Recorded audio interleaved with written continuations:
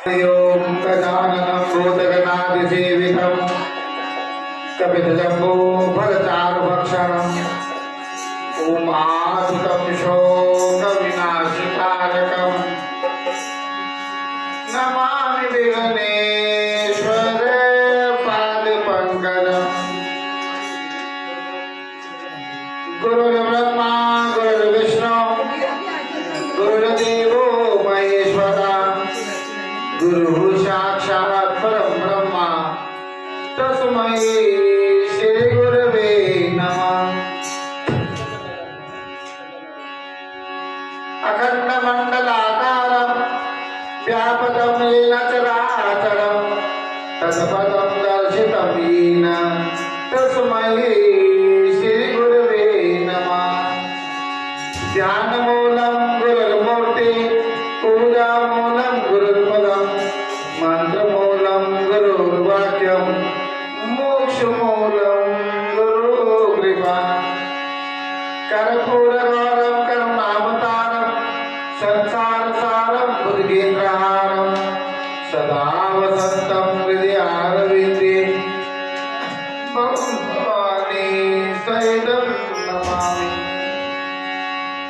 नीलामशम्भुजकोमलाङ्गं सीतासमारभितवामभागं पाणौ महाशायकचारुचापं नमामि रामं रघुवंशनाथं।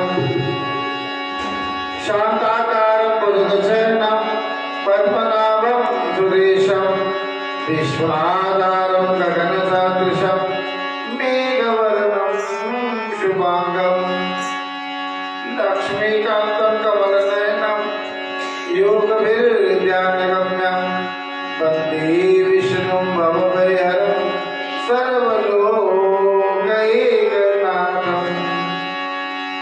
बोलो वृंदावन बिहार की जय, बोलो जोड़ी सरकार की जय, बोलो गणपति गणेश भगवान की जय। कार्तिक माह में 8 चिरंजीवियों के बारे में सुना। भाई दूज को यानी आज इन आठों की पूजा करके फिर भाई को तिलक करना चाहिए। कौन कौन से 8 चिरंजीवी? मार्कंडे, बलि, व्यास, हनुमान, विभीषण, कृपाचार्य, अश्वत्थामा और परशुराम जी। तथा आपने ये भी सुना कि सब क्षेत्रों में काशी जी सबसे उत्तम क्षेत्र है। जो कोई भी इसको प्रातःकाल याद करता है वह मोक्ष का भागी होता है। यह कथा सुनकर ऋषि कहने लगे कि हे सूची, भगवान के चरणों से उत्पन्न हुई गंगा जी, उनकी महिमा कहिए। तब सूत जी ने कहा कि हे ऋषियों, जो कुछ नारद जी ने राजा पितु से कहा वही मैं तुमको सुनाता हूं। इंद्रादिक सब देवताओं को उत्पन्न करने वाले कश्यप जी की, क्योंकि कश्यप जी की 13 स्त्रियां थी, उन्हीं से हम संतान हुए हैं। दिति, अदिति, दैत्यदनु, ऐसे सारे इनकी पत्नियां हुई हैं जिससे हम लोग पैदा हुए हैं। देवता भी इनसे पैदा हुए थे और दैत्य भी इनसे पैदा हुए थे, दानव भी इन्हीं से पैदा हुए थे और मानव भी इन्हीं की संतान है। इनकी 2 पत्नियां थी, एक अदिति जिसके पुत्र देवता कहलाए, दूसरी दिति जिसके पुत्र दैत्य हुए। देवता और दैत्यों में नित्य ही झगड़ा रहता था। उस समय विरोचन का पुत्र अर्थात प्रहलाद का पुत्र राजा बलि दैत्यों का राजा था।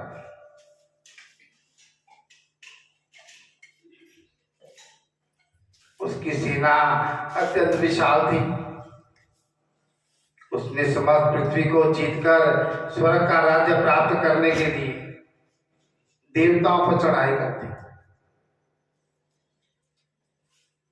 इंद्र के राज्य को चारों ओर से घेर लिया। देवता भी युद्ध करने के लिए बाहर आ गए। तब अत्यंत घोर संग्राम हुआ। एक दूसरे पर प्रहार करते हुए कई वर्ष बीत गए। इसके पश्चात दैत्यों का बल बढ़ता देखकर देवता मैदान छोड़कर भागने लगे। तत्पश्चात दैत्यों ने सारे स्वर्ग पर अपना अधिकार जमा लिया। बलि स्वयं इंद्र के आसन पर बैठने लगा। मैंने पहले बताया था एक बार कि वहां पे कोई भी फिक्स नहीं है। जो इंद्र बन गया इंद्र ही है। वहां कुर्सी का नाम इंद्र है। वरुण का नाम भी कुर्सी का ही है। जो बैठ गया वो वरुण होगा। प्रजापति भी अलग होंगे, ऋषि भी अलग होंगे। जो उस आसन पर बैठ गया वो इंद्र हो गया। साथ ही देवताओं के समस्त कार्य अपने राक्षसों के अधीन कर दिए। यज्ञ की बलि भी आप ही स्वयं लेने लगा। तब अदिति अपने पुत्रों को दुखी देखकर बहुत चिंतित हुई। फिर वे अपना स्थान छोड़कर देवताओं की जय और दैत्यों की पराजय के निमित्त भगवान की तपस्या करने के लिए हिमवान पर्वत पर चले गए। कुछ समय फलाहार खाकर, कुछ काल सूखे पत्ते और कुछ काल पवन का आहार करती रही। फिर पैर के अग्रभाग पर खड़ी होकर भगवान की तपस्या करने लगी।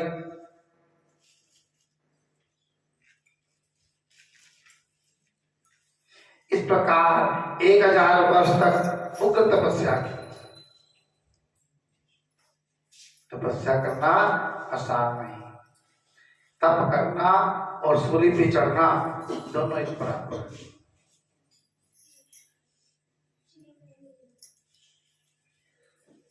तप के लिए ध्यान जरूरी है, आसन जरूरी है, मन का स्थिर होना जरूरी है, बुद्धि का एकाग्र होना जरूरी है। जब ये सब बातें आप में समान हो जाएंगी तब जाके आप तप कर पाओगे। तप का मतलब त्याग। किसी चीज का मोह माया नहीं रखती उसमें भी। सिर्फ उस प्रभु के ध्यान में लगे रहो।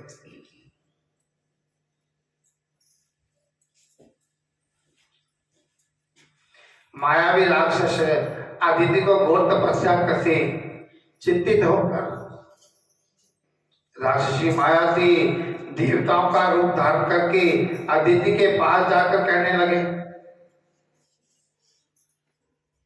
कि हे माता, तुम हमारे लिए इतना तप क्यों कर रही है? यहाँ राक्षस भी डालते थे पहले, अब हमें क्या डालते हैं? विषय विकार। ये भी तो राक्षस ही हैं। ये विषय विकार हमारे अंदर है। काम, क्रोध, मोह, लोभ, अहंकार, ये भी एक तरह के राक्षस ही हैं, जो ना हमें भक्ति करने देते हैं, ना ढंग से तप करने देते हैं। भगवान की माई है, 2 जने मंदिर जा रहे हो, ले ऐसे पागल से मंदिर तुरी फिरती, दूसरों को रोक देते हैं। लेकिन ऐसे करने वाले खुद भी नरक के अधिकारी हैं।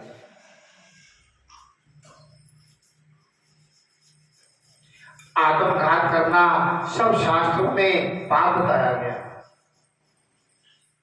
हम तुम्हारा यह दुख सहन नहीं कर सकते। माता का दुख देखकर कोई भी सुखी नहीं रह सकता। जो माता पिता को दुख देता है वो इस बात को नोट करके रखे कि वो भी सुख नहीं पाएगा। ये प्रत्यक्ष कल युग में जैसा करोगे वैसा भरोगे। बाकी युगों में बाद में फल मिलता था, कलयुग साथ के साथ फल देता है। ये भागवत में स्पष्ट कह रखा है। कलयुग ने राजा परीक्षित से कहते जी पहले सतयुग में तपस्या करते थे तो त्रेता में फल मिलता था, त्रेता में करते थे द्वापर में मिलता था, लेकिन मेरा युग एक ऐसा युग होगा जिसका फल मैं साथ के साथ तुरंत भुगता, देर नहीं लगाऊंगा, साथ के साथ फल देता चाहूंगा।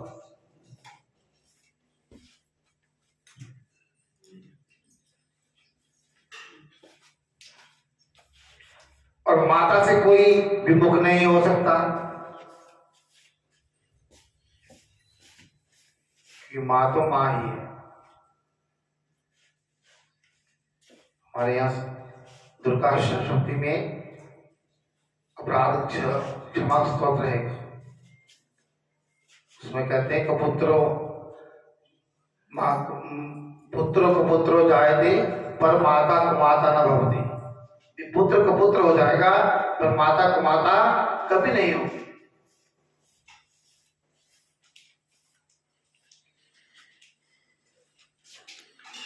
शास्त्रों का वचन है कि घर में कल्याणकारी माता नहीं, प्रिय बोलने वाली पतिव्रता स्त्री नहीं,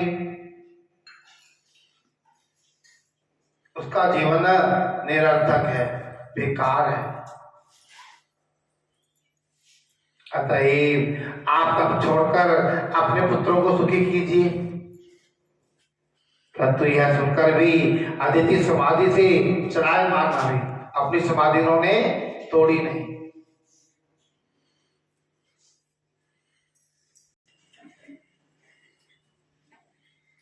उन्होंने जब हम किसी का कर्म करने लगते हैं, तपस्या करने लगते हैं, तो भगवान भी उनकी परीक्षा लेते हैं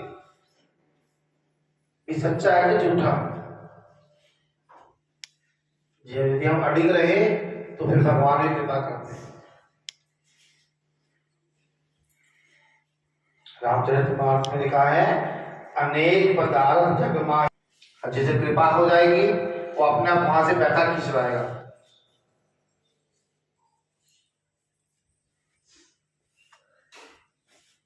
जहां कहीं भी चाहो आपका नहीं बनना हो, उस ठाकुर जी पे छोड़ो,